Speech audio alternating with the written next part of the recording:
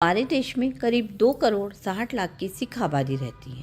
ये इंडिया की टोटल आबादी का 2% है। ये दुनिया के सबसे नए और प्रोग्रेसिव धर्मों में से एक माना जाता है। इस धर्म में हिंदू धर्म और इस्लाम की मिली-जुली शिक्षाएं शामिल हैं। गुरु नानक देव जी ने इस धर्म की नींव तब रखी जब देश में मुगल बादशाह का राज हुआ करता था। छुआछूत, जाति व्यवस्था और धार्मिक कट्टरता बहुत ऊंचाई पर थी। सिख धर्म ने अपनी रक्षा में कई बड़े बलिदान भी दिए हैं। आज इस वीडियो में मैं आपको बताने वाली हूँ कि गुरु नानक देव जी ने सिख धर्म की नींव कैसे रखी और क्यों रखी, कैसे गुरुओं ने इस धर्म को आगे बढ़ाया और वो कौन से बलिदान हैं जो सिखों ने अपने धर्म की रक्षा के लिए दिए थे। तो वीडियो को एंड तक जरूर देखिएगा, क्योंकि अपना इतिहास नहीं जानोगे तो खुद को कैसे पहचानोगे।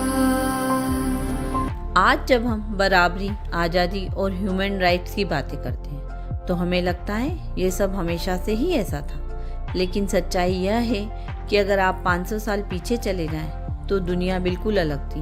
एक ऐसी दुनिया जहां इंसान की पहचान उसके कर्म से नहीं, उसके जन्म से तय होती थी।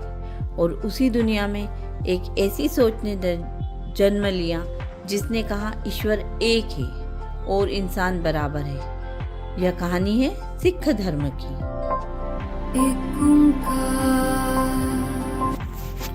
15वीं सदी का समाज आज के समाज से बिल्कुल उल्टा था। उस समय जाति सब कुछ थी।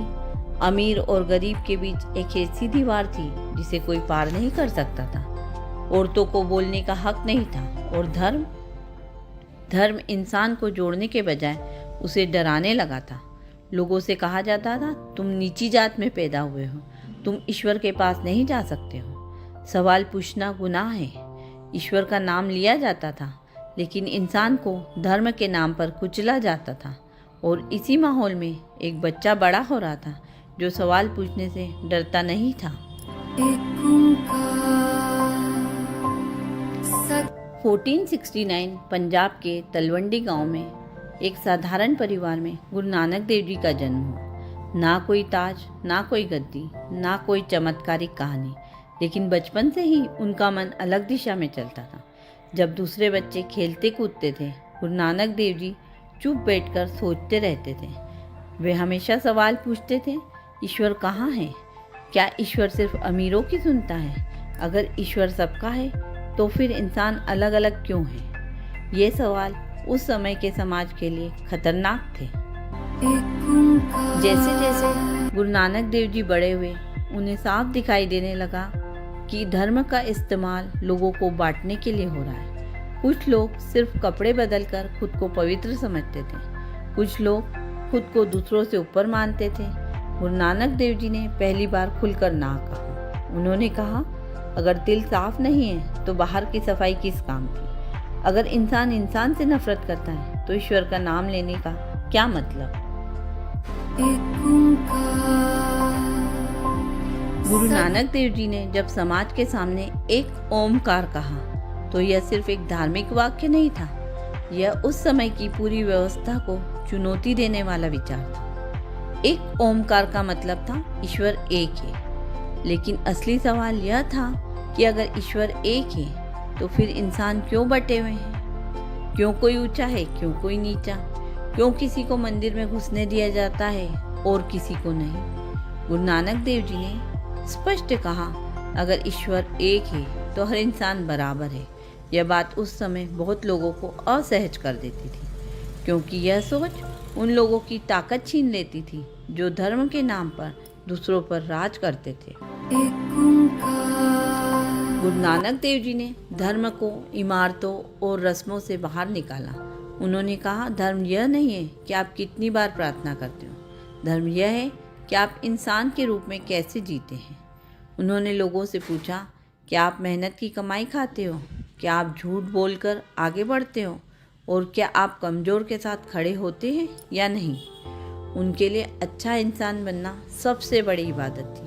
यह सोच बहुत साधारण लगती है, लेकिन उस समय यह बहुत क्रांतिकारी थी।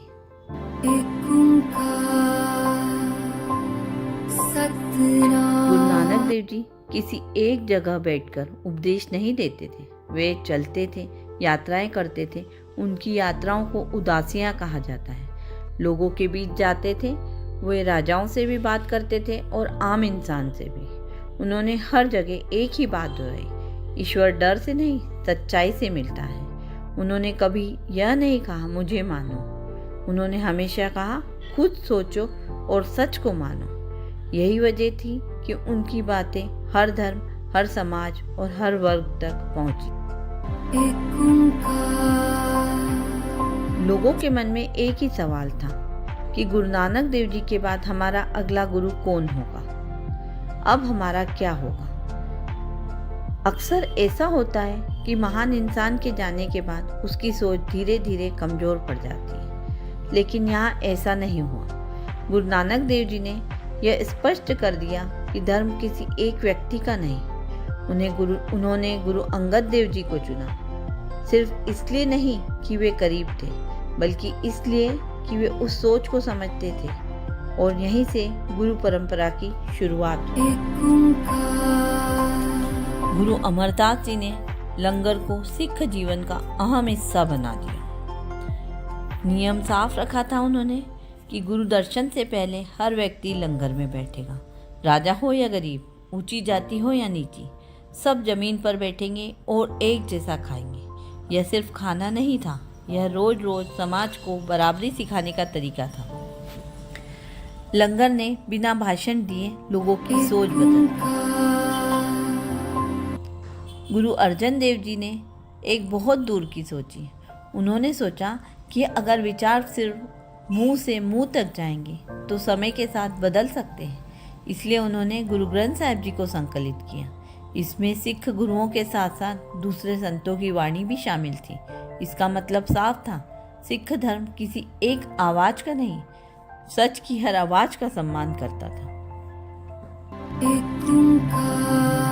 जैसे जैसे सिख विचार फैलने लगे, विरोध भी बढ़ने लगा। अब सवाल सिर्फ सोच का नहीं था, सवाल था क्या इस सोच की रक्षा भी जरूरी है। गुरु हरगोविंद साहिब जी ने इसका जवाब दिया। उन्होंने कहा आत्मा भी मजबूत होनी चाहिए और शरीर भी। यहीं से संत सिपाही की सोच सामने आई। जब लोगों को जबरदस्ती धर्म बदलने पर मजबूर किया गया तो गुरु तेग बहादुर जी खामोश नहीं रहे। उन्होंने यह नहीं सोचा कि खतरा किस धर्म को है। उन्होंने सोचा अगर किसी के साथ नाइंसाफी हो रही है तो आवाज उठाना जरूरी है। उनका बलिदान यह सिखाता है कि धर्म सिर्फ अपने लिए नहीं, दूसरों की आज़ादी के लिए भी होता है। इसीलिए उन्हें हिंद की चादर भी कहा जाता है। गुरु तेग बहादुर जी के बाद गुरु गोविंद सिंह जी के सामने सबसे बड़ी जिम्मेदारी थी इस सोच को कैसे जिंदा रखा जाए। उन्होंने सोचा अब सिखों को खुद खड़ा होना पड़ेगा। इसलिए उन्होंने 1699 में खालसा की स्थापना की। खालसा का मतलब था डर से मुक्त, अनुशासन में रहने वाला और अन्याय के खिलाफ खड़ा होने वाला और अनुशासन में रहने वाला। खालसा कोई भीड़ नहीं थी, यह जिम्मेदारी थी, यह वादा था। गुरु गोविंद सिंह जी ने एक ऐतिहासिक फैसला लिया। उन्होंने कहा अब कोई इंसानी गुरु नहीं होगा, अब गुरु होगा शब्द गुरु, गुरु ग्रंथ साहिब जी। इसका मतलब था ज्ञान व्यक्ति से बड़ा है और सच कभी खत्म नहीं होता। आज सिख धर्म दुनिया के हर कोने में मौजूद है, लेकिन उसकी असली पहचान आज भी वही है, सेवा, लंगर और इंसानियत। यह कहानी सिर्फ इतिहास नहीं है, यह याद दिलाती है कि अगर ईश्वर एक है तो इंसान भी बराबर है और सही के लिए खड़ा होना हर इंसान की जिम्मेदारी है।